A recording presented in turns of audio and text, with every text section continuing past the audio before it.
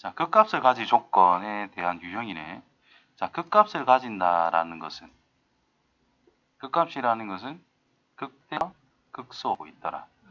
그럼 극대를 가진다는 것은 미분 가능 함수에서, 미분 가능 함수는 전제가 있습니다.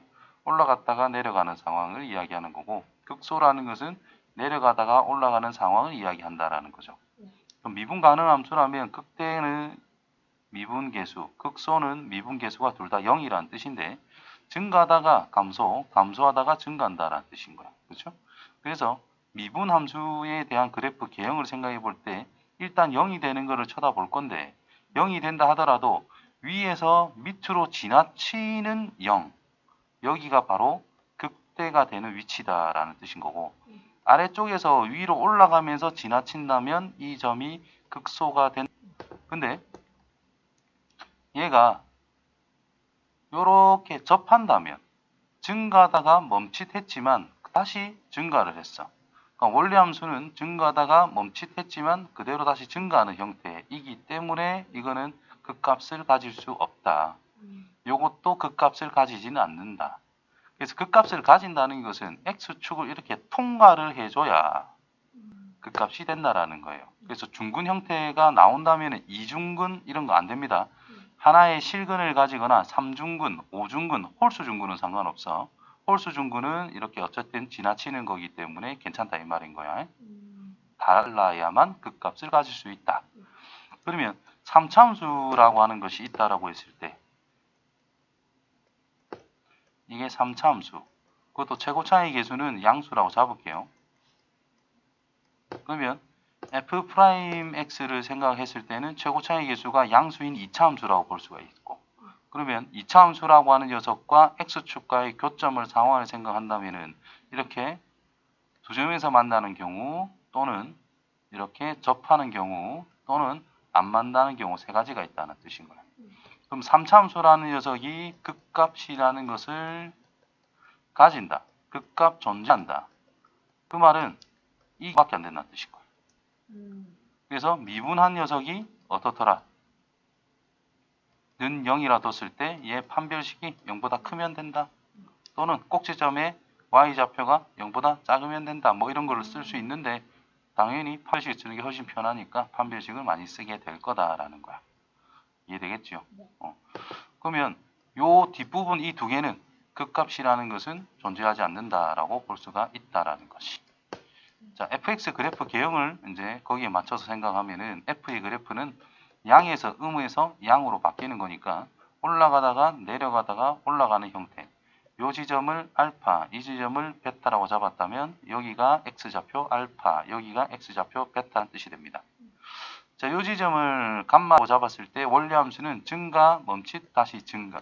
증가하다가 멈칫해주고 x축과 평행한 접선을 살짝 가지면서 바로 탁 증가 이런 꼴. 여기가 감마라는 뜻이 돼요. 자, 이 녀석은 여기 델타라고 적는다면 약간 찰랑거려야 돼요. 휘청은 하는데 접선의 기울기가 가장 작은 한 이 정도 여기가 바로 델타 이렇게 쓸 수 있다는 뜻인 거예요. 이해되겠죠? 이런 형태. 그래서 이 부분은 극값이 존재하지 않더라. 여기만 극값이라는 게 존재한다. 그래서 3차 함수가 극값이 존재할 조건 1한 미분함수의 판별식이 0보다 크면 된다. 미분함수가 x축과 두 점에서 만나면 된다. 이렇게 생각하시면 됩니다. 그러면 대표 문제를 보시면은 자, 구간 마이너스 2와 0 사이에서 극대값과 극소값을 모두 가진다. 그러면 미분함수라는 녀석의 그래프가 마이너스 2와 0에서 서로 다른 두 실근을 전부 다 가지도록 만들면 된다라는 뜻이 된다는 거죠. 됐나? 그럼 이게 이제 고1 과정에서 근의 위치 할 때 많이 나왔던 그런 내용인 거야. 여기가 마이너스 2, 여기가 0. 그럼 이놈의 그래프가 대충 이렇게 그려질 수밖에 없다. 그 말이 된 거지. 근데 여기 지금 축이 다행히 완성이 되어 있습니다. 축이라고 하는 것이 x는 마이너스 1이라고 우리가 알고 있다 이 말인 거야. 그러면 아래로 볼록한 그래프다라고 볼 수가 있는 건데 축이라는 것이 마이너스 1이야. 근데 내가 생각해야 되는 구간은 마이너스 2에서 0이라고. 마이너스 2가 이 정도 있으면 0은 딱 대칭인 위치 여기 있을 수밖에 없다 이 말이고. 한가운데를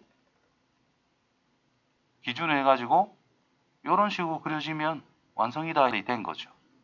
됐나? 네. 그래서 0 넣었을 때 양수다 또는 마이너스 1을 넣었을 때 양수다. 0 넣었을 때가 편하니까 0을 넣읍시다. A가 양수다. 그 다음에 꼭지점의 위치가 여기 아래쪽에 있어야 되잖아. 네. 자, 꼭지점의 y좌표가 음수다 라는 뜻은 뭐랑 같은 거냐면 판별식이 0보다 크다 라는 거와 같은 거예요. 그래서 판별식을 씁시다. 4분의 d는 9 마이너스 3a인데 얘가 0보다 커야 돼요. 그럼 3보다 a가 작아야 돼요. 그렇지? 그래서 0보다는 a가 크다라는 조건 속에서 3보다도 작아야 됩니다. 정수 1과 2밖에 없겠네? 그러면 3이 되네요. 자, 여기서 하나 더 근의 위치라는 거를 기본적으로 생각해야 되거든. 2차식이든 3차식이든 근의 위치 2차식에서 많이 쓰니까 y는 fx가 있는데 얘가 2차라고 해보자.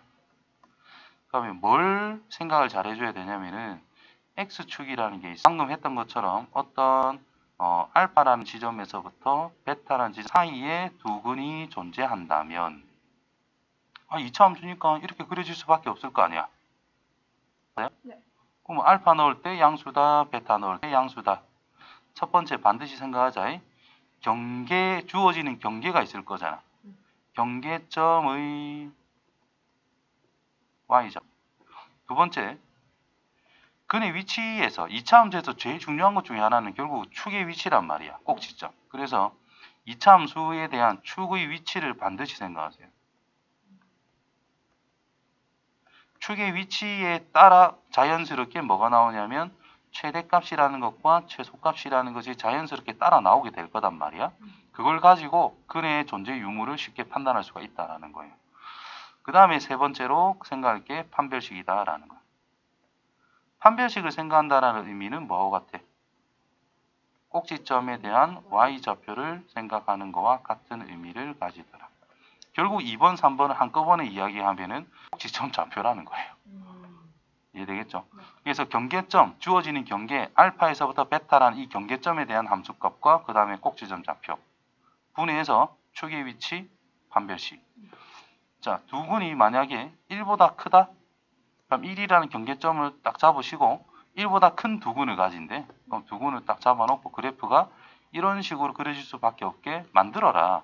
그럼 1 넣었을 때 양수다. 축이라는 것은 1보다 오른쪽에 있어야 된다. 1보다 커야 된다. 그 다음 판별식이 0보다 크다. 서로 다른 이란 말이 없다면 판별식은 0보다 크거나 같다. 이런 식으로. 그러면 이런 것들 가지고 조건들을 다 만들어낼 수가 있어요. 이거 잘해줘야 돼요.